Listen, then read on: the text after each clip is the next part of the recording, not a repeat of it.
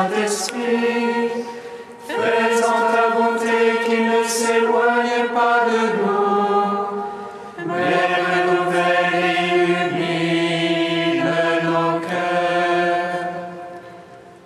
Pose sur nous ton regard, pénètre-nous de ta splendeur, que ton esprit nous fasse goûter ce qui est toi, qu'il redresse ce qui dévie et réunisse ton peuple dispersé par le péché. Car tu es venu, Seigneur Jésus, pour nous sauver en ton amour. Toi qui enduras la mort au milieu du jour, et par ta résurrection as tout rempli de gloire. Avec le Père et le Saint-Esprit, nous te louons. Pour nous les hommes et pour notre salut, tu as pris chair dans le sein de Marie. Christ Seigneur, tu es béni.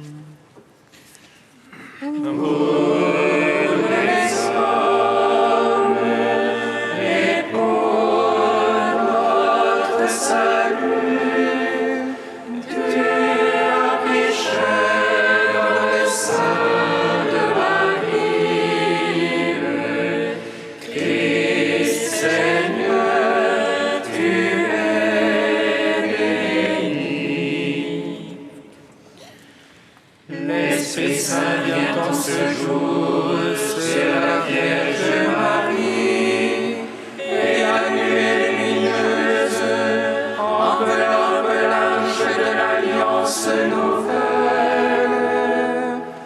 Le Seigneur envoie sa parole sur la terre. Elle ne reviendra pas vers lui sans avoir fait germer le salut. Pour les hommes et pour notre salut, tu as pris chair dans le sein de Marie. Christ Seigneur, tu es béni. Toi, la lumière véritable, tu viens dans notre monde pour que nous devenions enfants de Dieu, que nous voyions la gloire que tu tiens de ton Père, comme Fils unique, plein de grâce et de vérité. Pour nous les hommes et pour notre salut, tu as pris chair dans le sein de Marie. Christ Seigneur, tu es béni. Psaume 118, strophe 17. Viens, Jésus Sauveur, viens, Emmanuel, viens, lumière éternelle.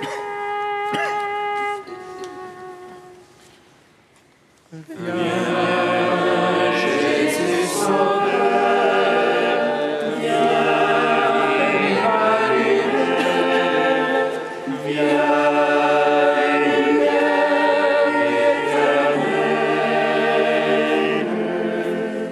Merveilleux que ton témoignage, aussi mon âme le garde. Ta parole, ses mouvements illuminent, et les simples comprennent. Jour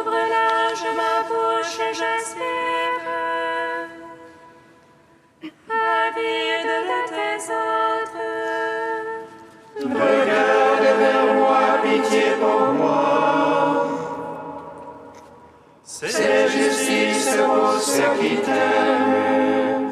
Fixe mes pas selon ta promesse. Que ne triomphe le mal. Rachète-moi de la torture de l'homme.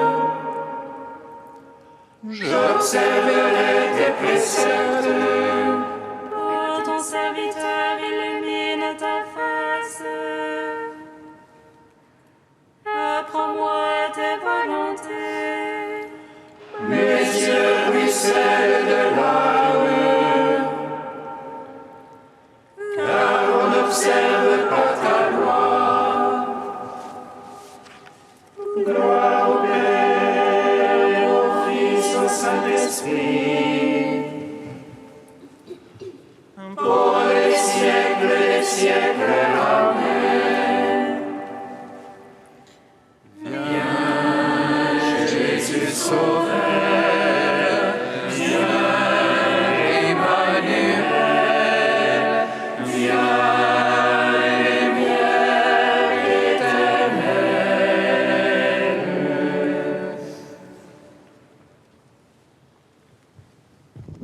Psaume 124. Voici la plénitude des temps où Dieu envoie son Fils sur la terre. Voici la plénitude des temps où Dieu envoie son Fils sur la terre. Qui s'appuie sur le Seigneur ressemble au mont Sion. Rien ne l'ébranle, il est stable pour toujours. Jérusalem, les montagnes l'entourent. Ainsi Dieu entoure son peuple. Ainsi Dieu entoure son peuple. Dès maintenant et pour toujours. Jamais un certain lit ne tombera sur la part des justes. De peur que ne tombe au crime la main des justes. Fais du bien, Seigneur, aux gens de bien, qui ont au cœur la droiture. Mais les tortueux, les dévoyés, que Dieu les pousse avec les malfaiteurs. Gloire au Père, au Fils, au Saint-Esprit, pour les siècles des siècles. Amen. Voici la plénitude des temps où Dieu envoie son Fils sur la terre. Psaume 126. Si le Seigneur ne bâtit la maison, en vain peinent les maçons. Si le Seigneur regarde la ville, en vain la garde veille. En vain tu avances ton lever, en vain tu retardes ton coucher. Mangeant le pain des douleurs, quand il comble son bien-aimé qui dort. C'est largesse du Seigneur que des fils, récompense que le fruit des entrailles. Comme flèche en la main du héros, ainsi les fils de la jeunesse. Heureux celui qui de ses traits a pu remplir son carquois.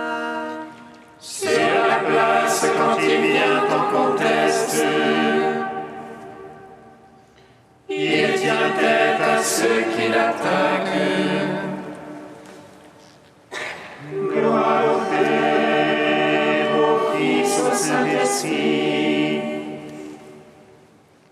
pour les siècles des siècles. Amen. Voici la plénitude des temps, où Dieu envoie son Fils sur la terre. Cantique de l'Ecclésiastique, page 267. Sauve-nous, Dieu de l'univers, répands ta crainte sur les nations. Lève ta main sur les peuples étrangers, qu'ils voient l'éclat de ta puissance. Tu leur montras à nos dépens ta sainteté, à leurs dépens montre-nous ta gloire. Qu'ils le sachent comme nous le savons, il n'est pas d'autre Dieu que toi. Renouvelle les prodiges, refais les merveilles. Charge de gloire ta main et ton bras droit. Rassemble tous les clans de Jacob, comme autrefois qu'ils reçoivent ton héritage. Aie pitié du peuple qu'on appelle de ton nom, d'Israël dont tu as fait un premier-né. Aie pitié de ta ville sainte, Jérusalem, le lieu de ton repos. Remplis Sion de tes louanges, et ton temple remplis-le de ta gloire. Rendons gloire au Père Tout-Puissant, à son Fils Jésus-Christ le Seigneur, à l'Esprit qui habite en nos cœurs, pour les siècles des siècles. Amen.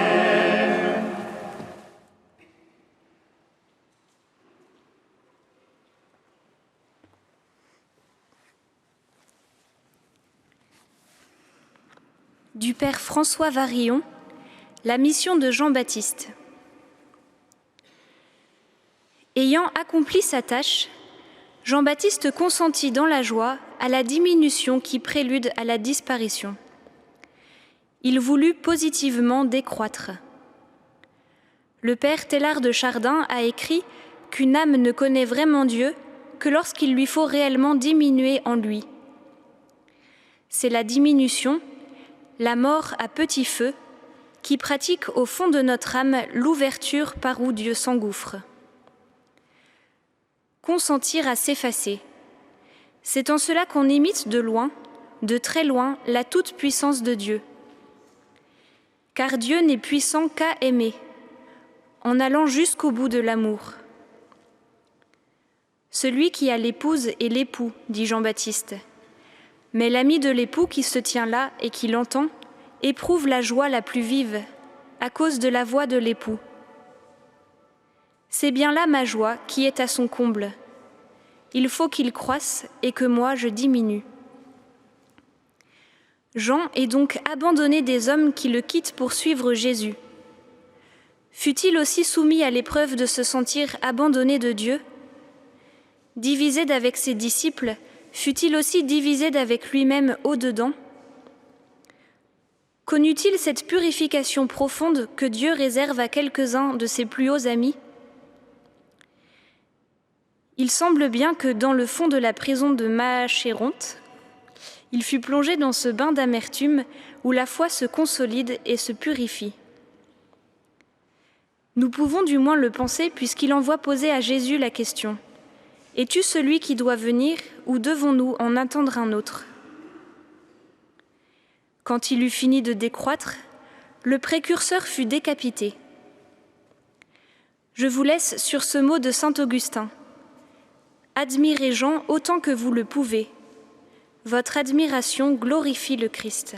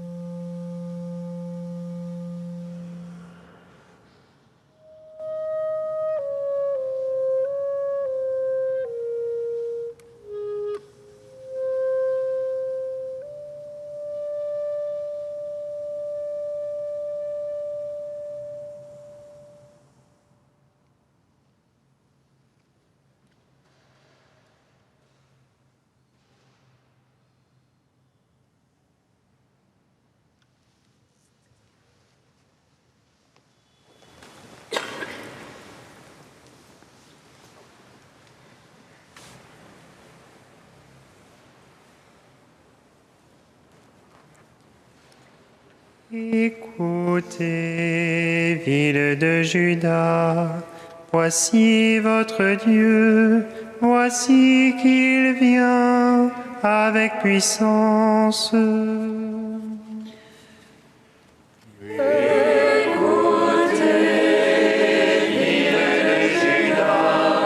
Voici votre Dieu, voici qu'il vient avec puissance.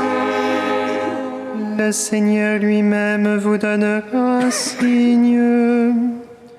Voici que la Vierge est enceinte. Elle enfantera un fils qu'on appellera Emmanuel.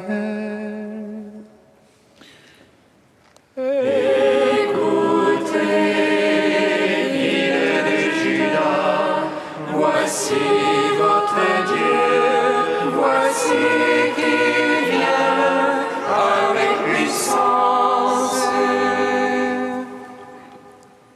Lecture du livre du prophète Isaïe. En ces jours-là, le Seigneur parla ainsi au roi Akaz.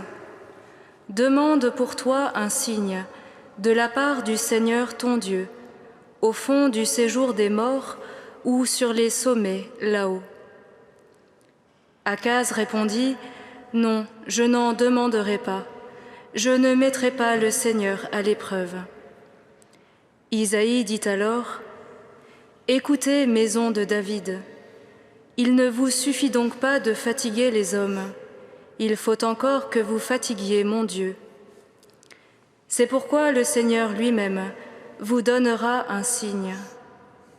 Voici que la Vierge est enceinte, elle enfantera un fils, qu'elle appellera Emmanuel, c'est-à-dire Dieu avec nous. Gloire et louange à toi, Seigneur. Gloire et louange à toi, gloire à toi, Seigneur.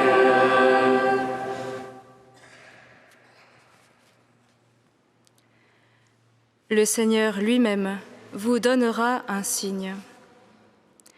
À Akaz, qui tremble devant l'arrivée imminente de 2 rois venus attaquer Jérusalem et dont le cœur chancelle devant une telle menace, Dieu lui-même propose le signe paradoxal de la naissance d'un enfant. Mais avant d'en conclure un peu vite que c'est vers Jésus de Nazareth que pointe un tel oracle, commençons par en examiner le contenu, tel que son destinataire immédiat, le roi Akaz, pouvait le comprendre. Cette naissance se présente donc comme un signe de la part du Seigneur, c'est-à-dire une réalité visible, tangible, renvoyant à une autre réalité plus difficile à percevoir pour nos capacités humaines, parce qu'elle appartient à un autre univers, celui de Dieu. Si l'on suit l'ordre du texte, c'est d'abord en raison de la qualité de sa mère que cet enfant à naître est un signe. Nous venons d'entendre ceci. Voici que la Vierge est enceinte, elle enfantera un fils. Naissance peu banale, il faut en convenir. Pourtant, ce n'est pas cela qu'Akaz a entendu. Car ce terme de Vierge, nous le savons, provient de la traduction grecque qui a été faite de la Bible hébraïque au IIIe siècle avant Jésus-Christ. Ce qui n'enlève d'ailleurs rien à l'étonnement qu'il doit susciter en nous. Mais ce qu'Akaz a entendu est non moins intéressant. Dans le texte hébreu, le mot utilisé est « alma », qui peut se traduire par « jeune fille » ou « jeune femme ». C'est un mot rare dont on ne trouve que 7 occurrences dans le Premier Testament. En dehors de cet oracle, 2 femmes seulement ont été appelées ainsi.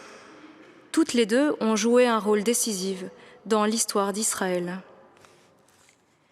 Nous rencontrons la première Alma au livre de la Genèse. Il s'agit de Rebecca, qu'Eliezer, serviteur d'Abraham, a rencontrée au puits alors qu'il était en quête d'une femme pour Isaac, l'enfant de la promesse. Rebecca, celle par qui la promesse d'une descendance faite à Abraham trouve un début d'accomplissement. La seconde Alma se trouve au début du livre de l'Exode.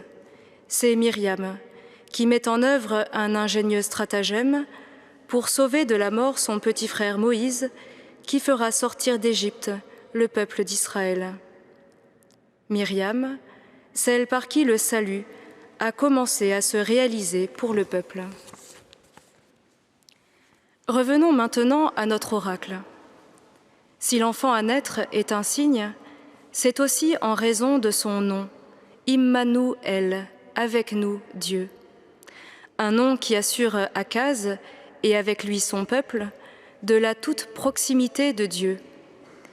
Et il est d'ailleurs très intéressant de constater qu'aussi bien en Genèse qu'en Exode, les deux bénéficiaires de l'action et de la présence de ces deux Alma, Isaac et Moïse, ont chacun reçu la même assurance de la part du Seigneur.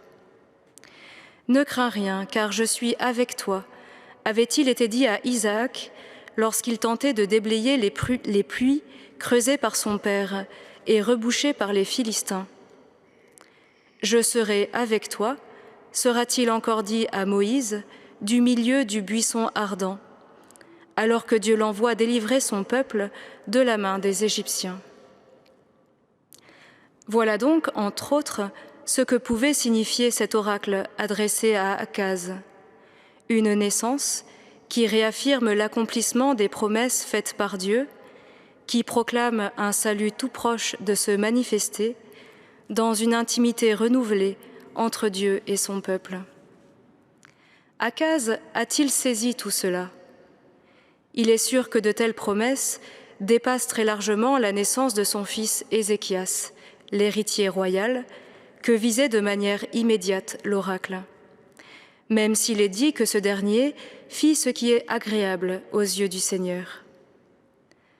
Alors oui, peut-être avons-nous maintenant le droit d'y voir l'annonce de la venue en notre chair de Jésus-Christ, le Verbe de Dieu, né de la Vierge Marie. Car il est bien celui par qui Dieu nous sauve, celui en qui toutes les promesses de Dieu trouvent leur oui, celui en qui Dieu se révèle véritablement avec nous, chaque jour et jusqu'à la fin des temps.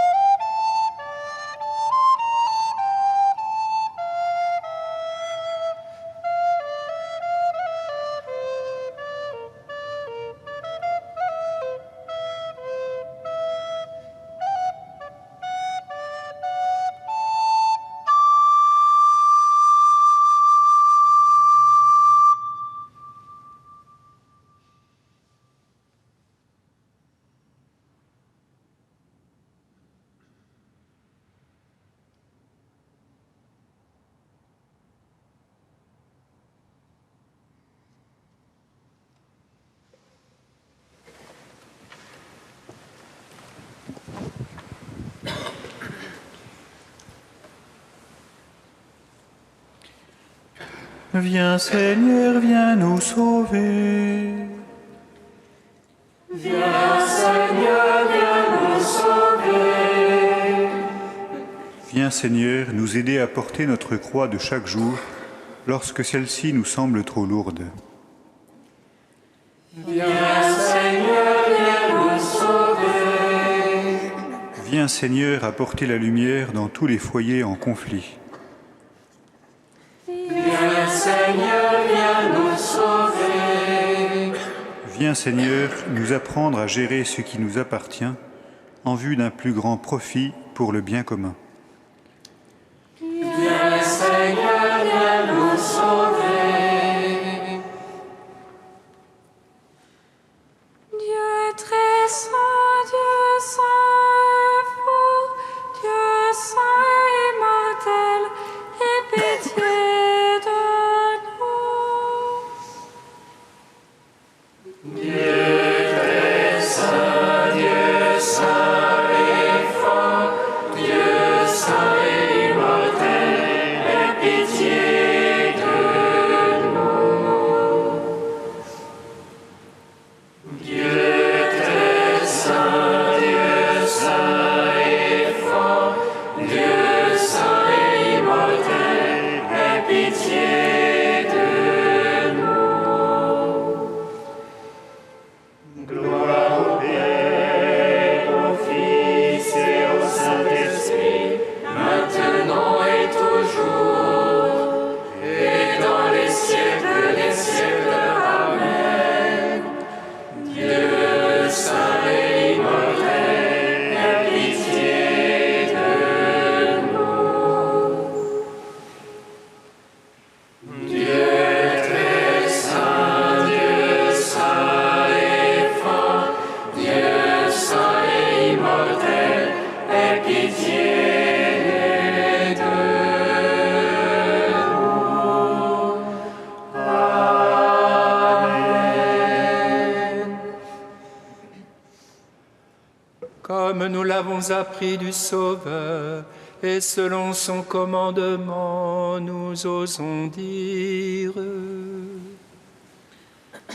Notre Père qui es aux cieux, que ton nom soit sanctifié, que ton règne vienne,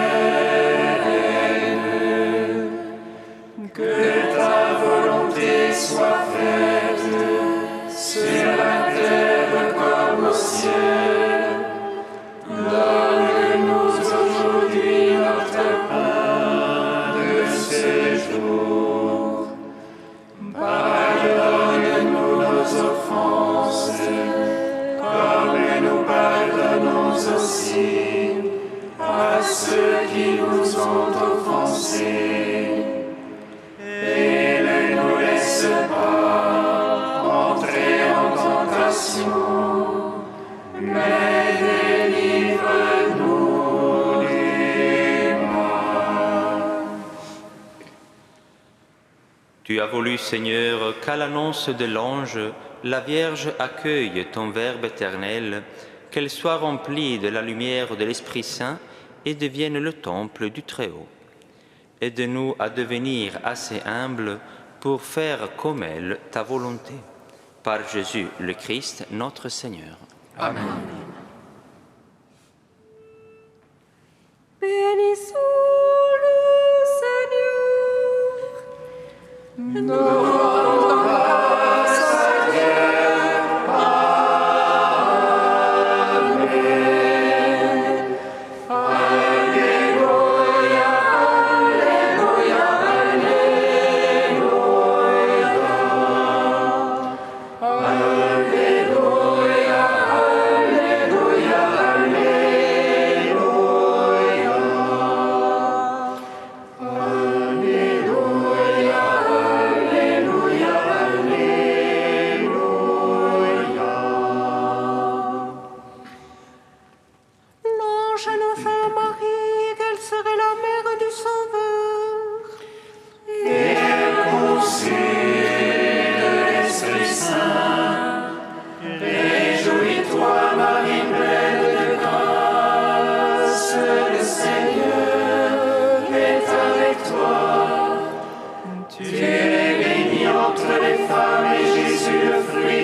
sein est bénie.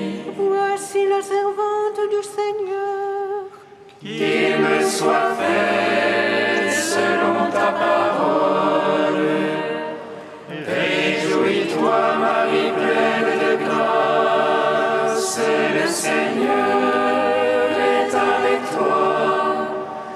Tu es bénie entre les femmes et Jésus, le fruit de ton sein, est béni. Et le Verbe s'est fait chair. Et il a demeuré parmi nous. Réjouis-toi, Marie pleine de grâce, le Seigneur est avec toi. Tu es bénie entre les femmes et Jésus, le fruit de ton sein, est béni. Priez pour nous, Sainte Mère de Dieu, Afin que nous soyons rendus dignes des promesses du Christ.